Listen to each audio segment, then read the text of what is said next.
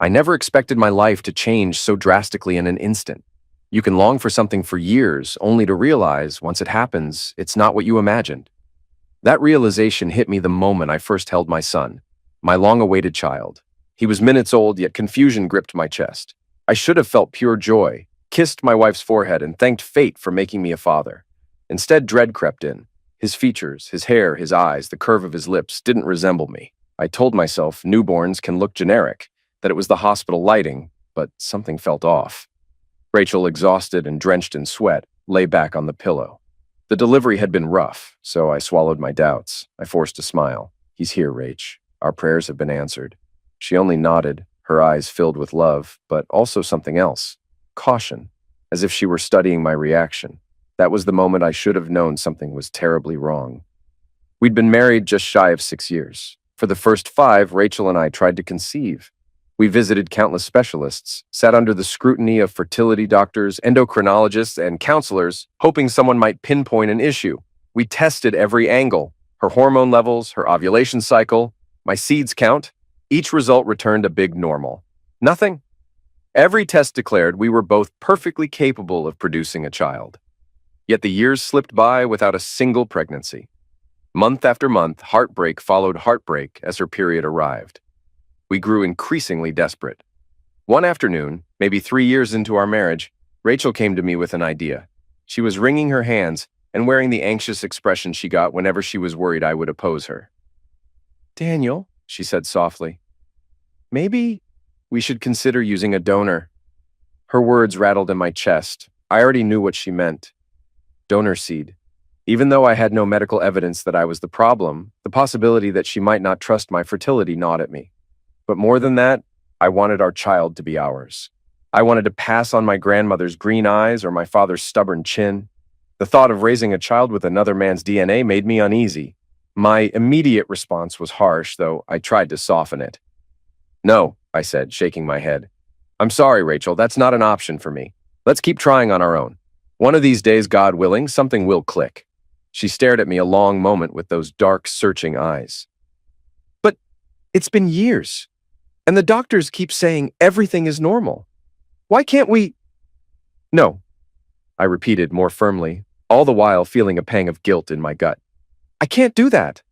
She didn't argue further. Something about her subdued acceptance should have clued me in that she had a plan brewing. But I pushed any suspicions away, content to have the final word. We tried for a child month after month, heartbreak after heartbreak. Just as we neared hopelessness, Rachel missed her period and tested positive. That day was the happiest of my life. I dropped to my knees, tears in my eyes. 5 years of prayers had been answered. The pregnancy went smoothly, with typical nausea and exhaustion, but Rachel insisted on attending appointments alone. "You're working so hard, Daniel, it's just a routine ultrasound," she reassured me. I wanted to be there, but felt guilty missing work, so I let it go, never suspecting a deeper reason. Then came the big day. After a grueling labor, Jason was born. His first cry filled the room. When the nurse placed him in my arms, a strange unease gripped me. I tried to ignore it, but the feeling wouldn't fade. Back home, I drowned my doubts in fatherly devotion, feeding, changing diapers, singing lullabies. Rachel rested, eyes lighting up at Jason but flickering with worry whenever she looked at me. I dismissed it as postpartum anxiety. Still, something gnawed at me. Jason's hair was darker, wavier. His ears had a shape unfamiliar to mine. Babies change, I told myself. I waited, hoping to see even a trace of myself in my son. But that moment never came. Weeks turned into months. The more Jason's features developed, the less he looked like me. It wasn't just mild differences. It was to the point that strangers commented. An acquaintance might visit and say, "Oh, he must take after your wife's side." Or, "Is your wife's father from a different ethnicity?" I loathed these moments, forcing a smile and a nod while my stomach roiled. Meanwhile, Rachel was strangely protective of him, even from me. In subtle ways, she seemed to flinch whenever I studied Jason's face too long. I started to wonder if maybe she had gone behind my back and used a seed donor. It was the only plausible explanation that stuck in my mind. At first, I rejected the notion. Rachel wouldn't do that, would she? But the more the child grew, the more the idea haunted me. If that was the truth, though, why wouldn't she just say so? She'd see how desperate I was for a child. Maybe she assumed I'd never accept it. My anxiety grew, overshadowing the joys of fatherhood. Then, one evening, as I was finishing up tidying the living room, I caught Rachel staring intently at a photograph on her phone.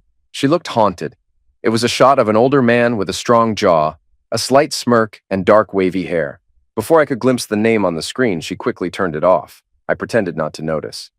But that fleeting glimpse unsettled me deeply. Could that be the seed donor? A few nights later, at around 2 a.m., Jason woke up crying.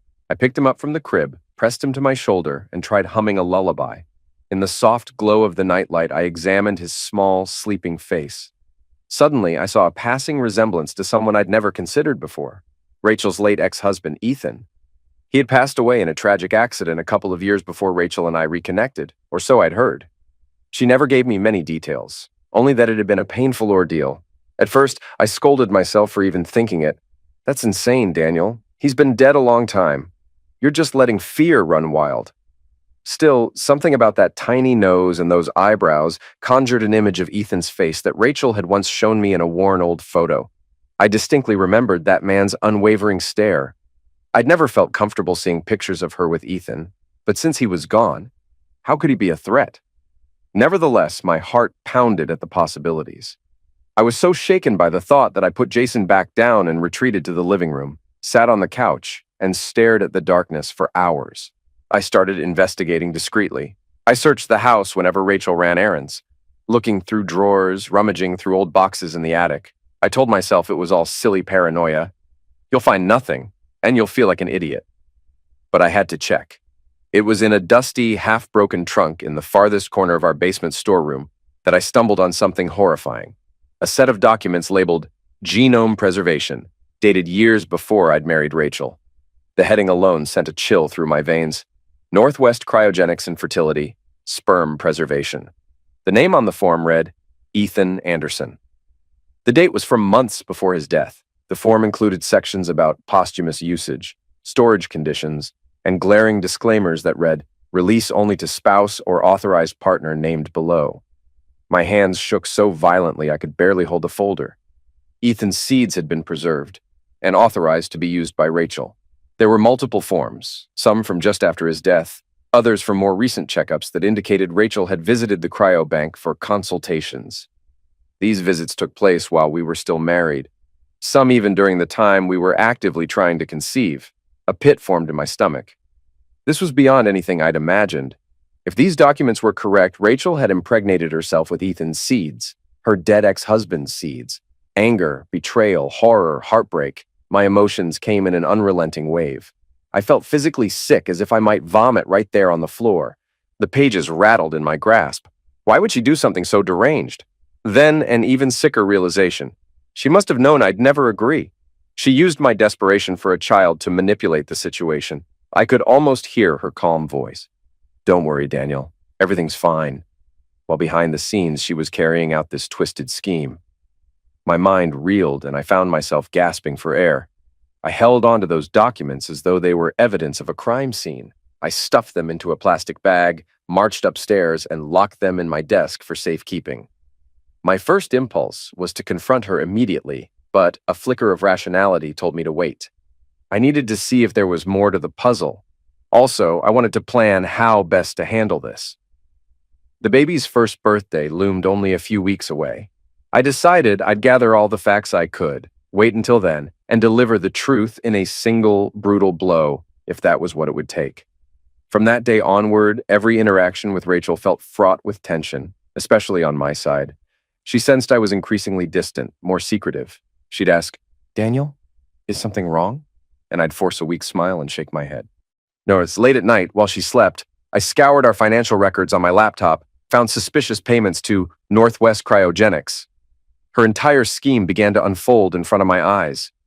Over a year prior to the pregnancy, Rachel had found an open slot for a specialized procedure at a fertility clinic that cooperated with the cryobank. The payments lined up precisely with the date she told me her pregnancy was confirmed. I was both enraged and heartbroken. How could she do this? How could someone you trust so deeply manipulate you with such finality? I'd let her keep me away from her prenatal visits because I trusted her. Maybe I was a fool, but I had never guessed my own wife would impregnate herself with a deceased man's seeds, her ex-husband's, and then pass the child off as mine. I barely slept. My mind raced through 1,000 scenarios. Part of me still loved Rachel. She was the woman I'd spent half a decade trying to have a family with. But how could I even look at her now without feeling violated? I'd grown to love Jason so fiercely, yet the knowledge that his father was another man, one who wasn't even alive, tainted every joyful memory I'd formed over the past year. I felt guilt-ridden, furious, and battered by confusion. The morning of Jason's first birthday arrived under an ominous sky. The forecast called for rain. Rachel had planned a tiny gathering, just us and her parents, plus a couple of friends to watch as Jason smushed birthday cake in his face. My plan? I was going to detonate everything. I'd already arranged an appointment with my lawyer for later in the afternoon so I could finalize the legal side. I also had proof that I wasn't Jason's father, along with the cryobank records to sue her for paternity fraud. I woke early that day, quietly preparing documents I had hidden in a black briefcase. My stomach churned with dread and twisted excitement. Finally, the truth. At exactly 2 p.m., the guests started arriving in a light drizzle. Rachel's parents, George and Linda, waltzed in with big smiles and gifts.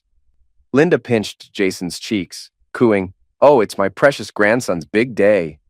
I waited in steely silence. At about 2:30, with a few other close friends gathered around, we presented the cake, white frosting, a big candle shaped like the number 1. Jason clapped his tiny hands. Rachel smiled at me, a guarded flicker in her eyes. A spark of guilt flickered in my gut. Should I really do this now at the baby's birthday? But I swallowed the doubt. She orchestrated this entire con. She can handle the embarrassment. We sang happy birthday, snapped pictures, and the baby's face was promptly covered in frosting. Then Rachel turned to me. "Daniel," she said, "do you want to say something?" She was probably expecting a sweet fatherly toast. The tension in my chest peaked. "Yes," I said, clearing my throat. I looked at the small group.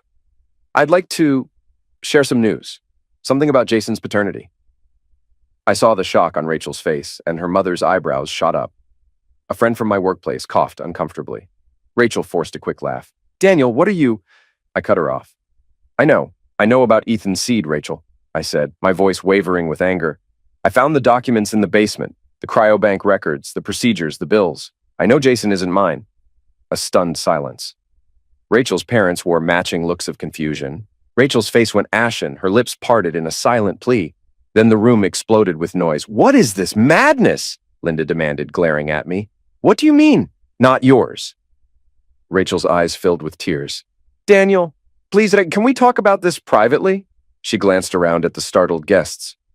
"This is Jason's birthday, why—" But she couldn't finish. George, her father, snapped at me. "You're spouting nonsense. That baby is my flesh and blood son. How dare you ruin this celebration with your cheap accusations?" I refused to stop. "It's not nonsense," I said, pulling a folder from my briefcase. "I have the proof right here. Here's the cryobank contract with Ethan Anderson's name. Here's the fertility procedure date, about a year before Jason was born. These are bank statements for the procedure. I also have blood test comparisons that clearly show I'm not Jason's biological father." Everyone gawked at the papers I held. Rachel looked as if she might pass out. The tension in the air was suffocating. Jason, oblivious to the chaos, babbled and tried smearing frosting onto Rachel's sleeve. George, voice trembling, said, "Rachel, tell me this is all some misunderstanding." She gulped, tears streaming, and she finally spoke in halting words. It's complicated. I used Ethan's seeds." "But Daniel, we wanted a baby for so long, and you refused any donor." "I didn't think you'd ever accept—" "You used your ex-husband's semen?" Linda yelled, aghast. "When were you going to tell us? Oh my God!" She placed a hand on her cheek, shaky and furious. Rachel began sobbing. "You have to believe me. I did it for us. I wanted us to have a baby. And it's not like I was cheating with a living person or anything. Ethan was already gone." I cut her off with a bark of disgust. "You lied to me. You let me think Jason was mine for the entire pregnancy. You had me sign the birth certificate. You made me a legal father to someone else's child on purpose. That is the definition of paternity fraud, Rachel. We're done." Rachel collapsed to her knees, hugging Jason tightly, tears staining her cheeks. "Daniel, please," she sobbed. "We can work through this. I was going to tell you, but I was afraid you'd leave me if you knew the truth. I swear I wanted a child for our family, not just for me." I backed away, trembling with rage. Whatever you say, it doesn't matter. I've already filed for divorce. As soon as the hearing is scheduled, I'm suing you for paternity fraud. You tricked me into paying medical bills, forging paternal status. We're finished, Rachel screamed as I marched to the door.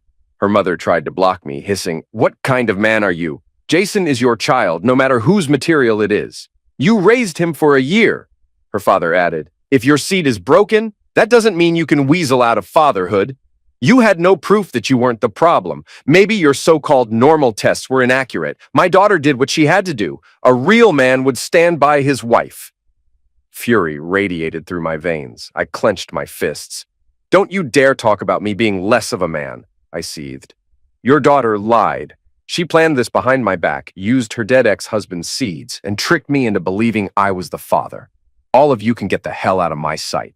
George looked like he might punch me. "You're making a mistake," he growled. "You walk out that door, we will sue you for child support. That's your son, whether you like it or not." My temper snapped. I advanced on him. "You want to try me? Let's go. I've got evidence your daughter defrauded me. You'll get nowhere. Now, move." He refused to budge, so I gave him a hard shove. Linda squealed in alarm, and a friend of ours rushed forward to intervene. The guests were frantic, trying to de-escalate as I swung the front door open. Jason started wailing, apparently frightened by the yelling. Rachel was in hysterics, tears streaming, screaming, "Daniel, don't do this, please!" But I only felt numb fury. I shoved the door wide. "Everyone out of my apartment now. This party's over." Her parents continued shouting, "You're not a real husband. You can't abandon them. We'll sue you for everything." But eventually, under the stares of everyone else present, they grabbed their coats. Linda glared daggers at me. George muttered curses. Rachel, trembling, tried to approach me, but I hissed, "Don't you dare! We're done!" She sank to the couch, hugging Jason, who was still crying. Every muscle in my body tensed as I pointed at the door. "Out!" I said, voice shaking. "Both of you! Now!" Rachel swallowed hard, her cheeks wet, her eyes bloodshot.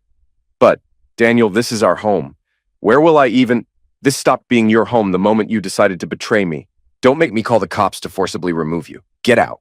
She let out a choked sob, but for the sake of the wailing baby, she tried to maintain composure. She grabbed the diaper bag in her purse, and with a last devastated look over her shoulder, she walked out into the rain, hugging Jason. Hours passed in a haze. I sank onto the living room floor, the remains of Jason's birthday cake strewn across the coffee table, half-eaten. My chest felt hollow. I wanted to rage, to punch walls, but I only slumped, staring at that single leftover candle. Our child's first birthday, the day I destroyed everything. A part of me seethed. She had it coming. Another part ached with sorrow, questioning how love could possibly twist this way. I sat there, immobile, for a long time. Then, around 1 a.m., my phone rang. A friend who'd been at the party said, "Daniel, you should know Rachel's in the hospital. Some kind of breakdown. Her parents say she fainted from shock." I tightened my jaw, my mind swirling with conflicting impulses. Anger, guilt, pity. "Which hospital?" I managed to ask quietly. He told me, but then hesitated. "Look, man, I get that you're furious, but maybe you should see her. This is serious." I ground my teeth and finally said, "I'll think about it," and hung up. I didn't go. I was too consumed by betrayal. My lawyer had told me earlier that evening, "Legally, you're in a very good position to sue for paternity fraud. She can't pin child support on you if you can prove this was deliberate deception. You have all the documents, correct?" "Yes," I'd said, "I do." And so I stayed put, letting the black night close in around me. My phone flashed with a few more calls, presumably from her parents, but I didn't answer. Each ring only fed my rage.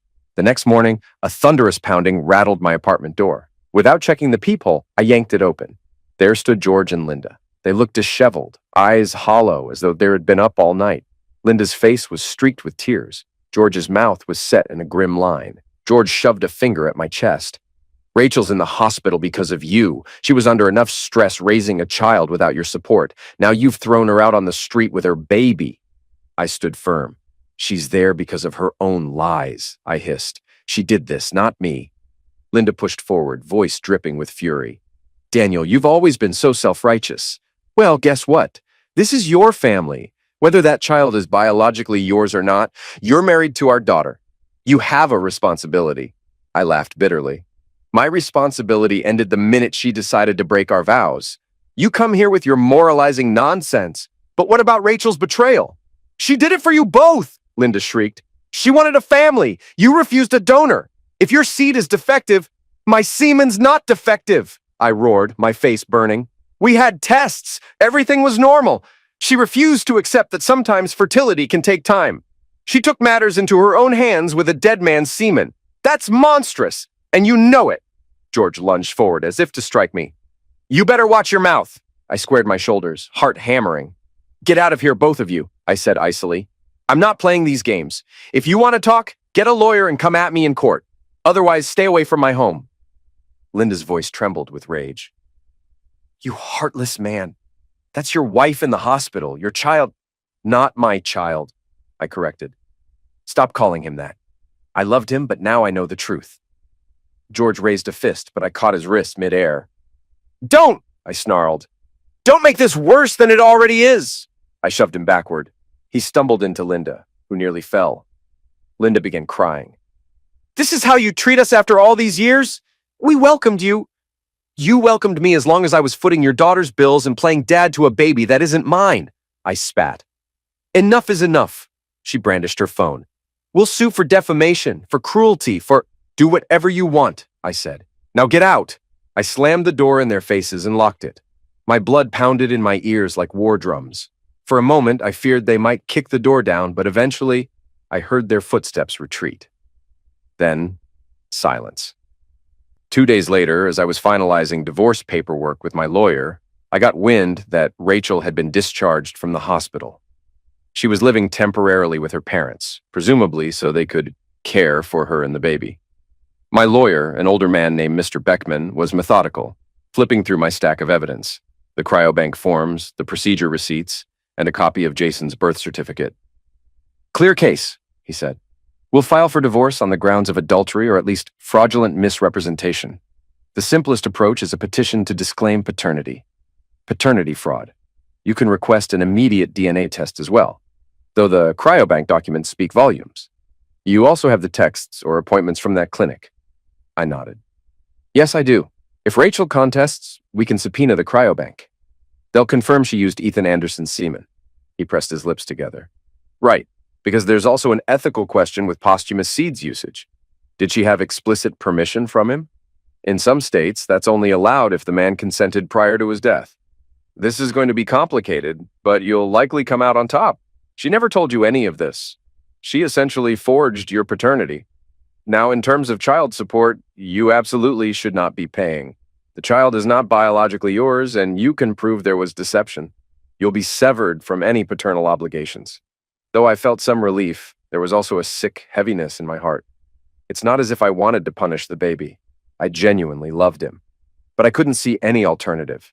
Every fiber of trust, of fatherly love I'd had, felt ripped away by her deception. We wrapped up the session. He assured me that as soon as the papers were filed, Rachel would be served. I left his office in a daze of swirling emotions, anger, sadness, even a trace of longing for what we should have had, a normal, happy family. Not 3 days later, a knock came at my door around dusk. Expecting more drama from her parents, I yanked it open with annoyance. To my surprise, it was Rachel herself. She looked pale, with dark circles under her eyes like she hadn't slept in days. She wore an oversized sweater, and for a moment, seeing her like that, battered by the storm of our broken marriage, triggered memories of simpler times. I forced steel into my spine, blocking the door. What do you want? I asked coldly. She seemed on the verge of tears, but her gaze was intense. Daniel, can we talk, please? 10 minutes, that's all I need. I hesitated. Part of me wanted to slam the door, but grudgingly I stepped aside. She slipped in, crossing the threshold with timid steps. I guided her to the living room. She perched on the edge of the couch, wringing her hands. You filed for divorce, she whispered. I got the papers. Yes, I said tersely, crossing my arms. She exhaled shakily, eyes brimming. Daniel, you have every reason to hate me. But let me explain. You refused the donor route, and I was terrified of never having a child. I wanted that so badly. You have no idea the loneliness I felt month after month when the test came back negative. And then I remembered Ethan had preserved seeds before his accident. She broke off, swallowing. We'd planned to start a family, once upon a time, but never got the chance. I told myself it was still Ethan's donation. He wasn't a random stranger. I thought, maybe this could be a solution. If it worked, I'd have a baby. We would have a baby. You'd be a father. I told myself you'd never have to know, that you love him unconditionally. I clenched my jaw. You decided to combine your new marriage with your old one, as if I was worthless. Did you ever consider telling me the truth beforehand? Or was that not convenient for your plan? She sniffled. I was scared you'd leave me. So I reasoned that once the baby was here, you'd love him enough that you wouldn't care. I know it sounds insane. Maybe it is, but I was desperate. Desperate? So it justifies lying to me, forging my name on paternity documents, making me a legal father to another man's child? I stared at her with contempt. That's not how partnership works, Rachel. You betrayed me at the deepest level. She pressed a hand to her heart. I never stopped loving you, Daniel. Even now, I do love you. Please, if we can't salvage our marriage, can we at least try therapy? I can explain everything, and maybe we can come to some kind of arrangement for Jason. He deserves a father figure, and you've already bonded with... Enough, I snapped. I stepped back, tears stinging my own eyes. The child I bonded with doesn't exist. That was an illusion. I'm not Jason's father. He's Ethan's, or more accurately, a child of technology brought about by your lies. She stood, tears glistening, reached out toward me. Please, I recoiled. Don't touch me. A sob tore from her throat. If you want me to sign the divorce, I understand. But I'm begging you, don't sue me. Don't drag this through the courts. I can't handle it. The hospital bills, everything. My parents can't keep paying. I'll lose everything. I raised my eyebrows in shock at her plea. You can't handle it? What about me? My entire world turned upside down. I was deceived for over a year, humiliated in front of everyone. You had me dreaming about fatherhood, waiting to see my own features in that little boy. Then you let me discover the truth in the most revolting way. And you're telling me you can't handle the consequences? She wept silently. I'm so sorry. I was wrong. But please, we once loved each other. I did this for us. No, you did this for you. You never gave me the courtesy of a choice. My voice cracked with fury. Get out, Rachel. I'm not negotiating. Expect to be in court soon. She froze, heartbreak etched on her face. Then she trudged to the door, paused and whispered, I really did love you, Daniel. I wish you could see that. She left, quietly shutting the door behind her, leaving me in the emptiness. 3 weeks later, the divorce was well underway. Rachel had formally been served, and in a stroke of finality, I had her officially removed from the property deed. The place had always been in my name.